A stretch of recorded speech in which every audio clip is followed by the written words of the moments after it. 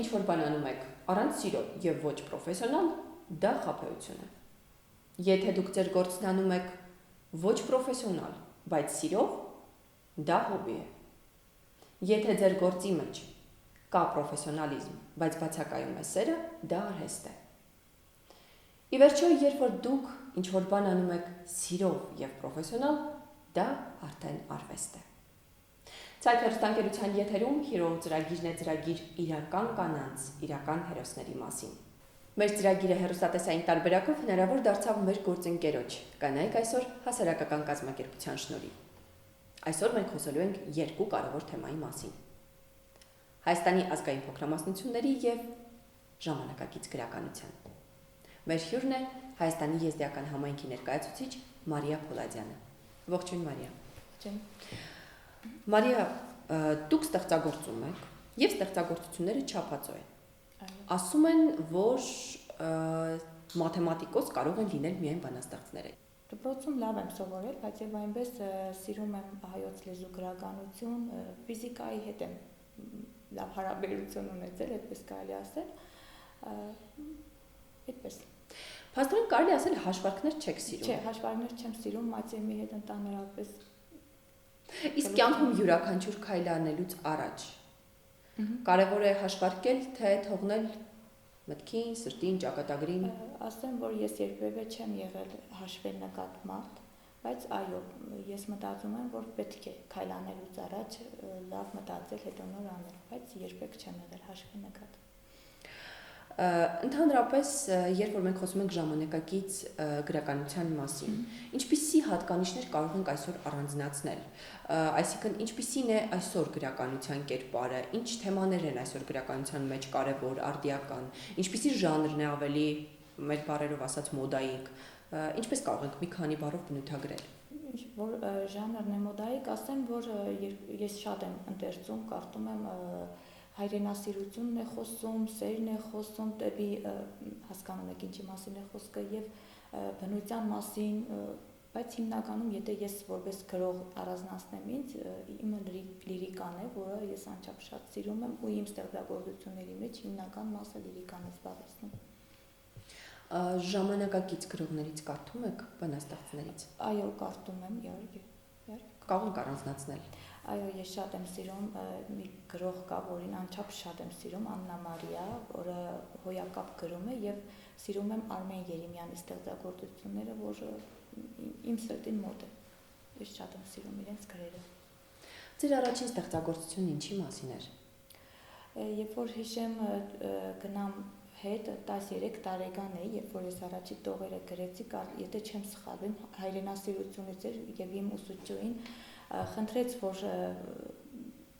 ամեկս մի քանի տող նկարագրենք, թե ինչպես ենք սիրում մեր հայրենիքը, ու ես մի քանի տողով նկարագրեցի, ինքը ասեց, թե դու կդառնաս այն, ինչ որ ուզում ես դառնալ, այսինքն ես միշտ երազում եմ, որ պիտի դառնամ ամենայն հայոց բանաստեղծուհի Սիլվա Կապուտիգյանը,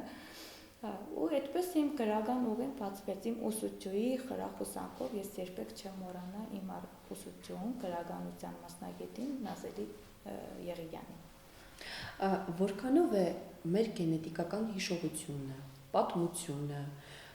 ազդում մեր ներկայի վրա, ընդհանրապես մարդու ներկայի վրա, արդյոք ազդեցություն ունի, թե մենք պարզապես այնպիսին ենք, ինչպիսին հայտնվում ենք տվյալ իրավիճակում։ Չէ, ունի, ես համաձայն եմ գենետիկայի հետ, ճիշտ է, ինչքան էլ փորձենք մենք անցյալով չապրենք, բայց երբեմն գալիս է բա, որ անցյալը հիշում ես ու այդ հիշողությամբ, օրինակ ես ունեմ ստեղծագործություններ, որը անցյալի վրա է հիմնված,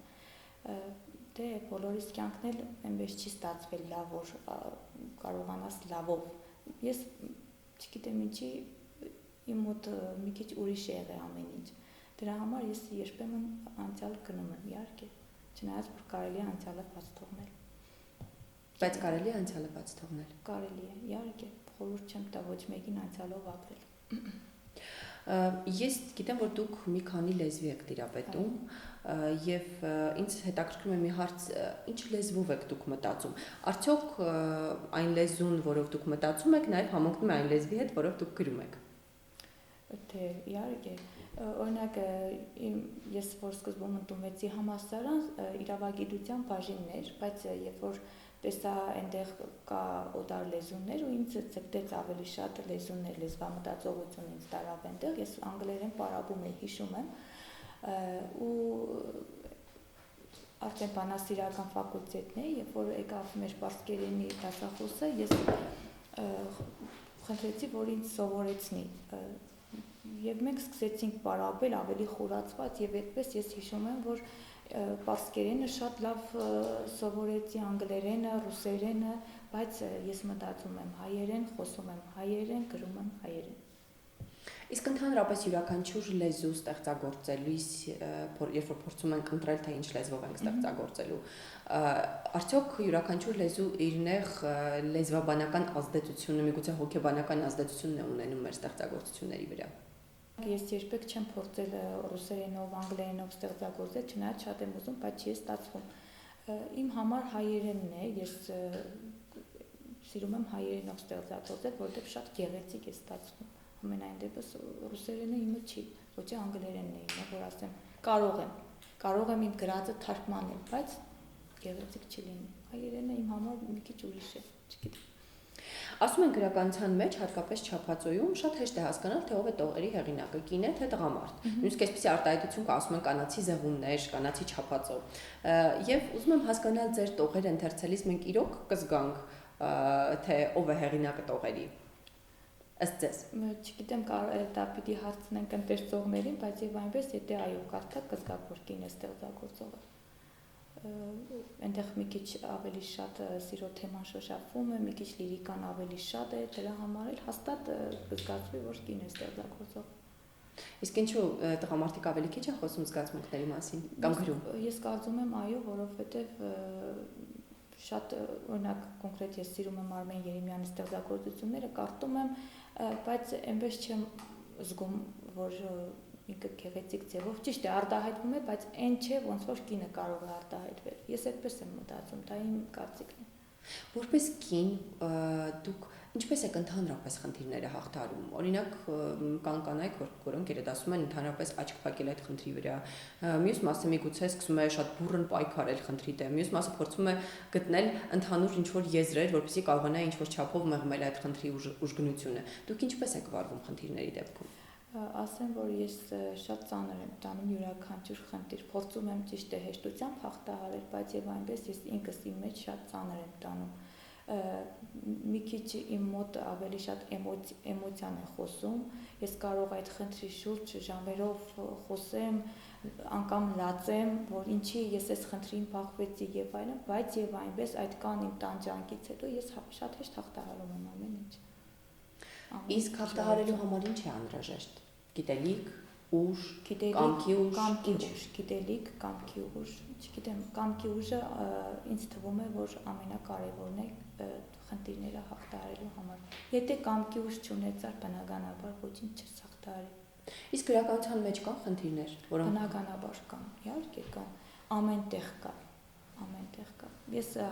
անցել եմ այդ դժվարին ուղին, շատ խոչընդոտներ եմ հաղթահարել, այսօր կամ այնինչ կա, բարգաստու։ Երբեմն նաև ազգային փոքրամասնությունների շատ ներկայացուցիչների Հայաստանում ընկալում են որպես հայ։ Սա կարող ենք համարել խնդիր, թե կարող ենք համարել խոչընդոտ։ Եթե նայենք ազգային պատկանելությունից,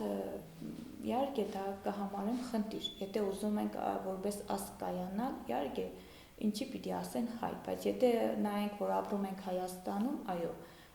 ես այդ տեսանկյունը դիտում եմ նորմալ։ Դուք ձեզ հաջողակ համարում եք, հասել եք այն ամեն ինչին, ինչ որ դուք ձգտում եք։ Հաջողակ համարում եմ, այո, բայց չեմ հասել այն ինչին, որին ես ձգտում եմ, բայց հույսով եմ, որ կհասնեմ։ Իսկ ո՞րն է նպատակակետը։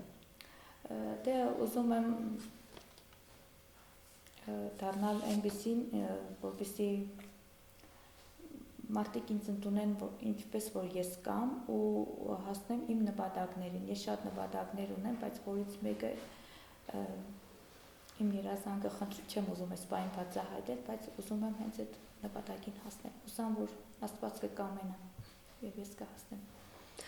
Մարիա, ես հաղորդման այս հատվածում պատրաստել եմ նաև որոշակի բլից հարցեր, իրենք ակնկալում են ավելի էմոցիոնալ պատասխաններ, ավելի կարճ, այդ պահի ազդեցության պատասխաններ։ Անցնենք հարցազրույցի այդ հատվածին եւ ինչով եք պարտանում։ Իմ տղայով։ Ինչն է ամենադժվարը։ Մեկը բաժանել երկուսի, թե երկուսից հանել մեկ։ Երկուսից հանել մեկ։ Ինչն է ձեզ ոգեշնչում։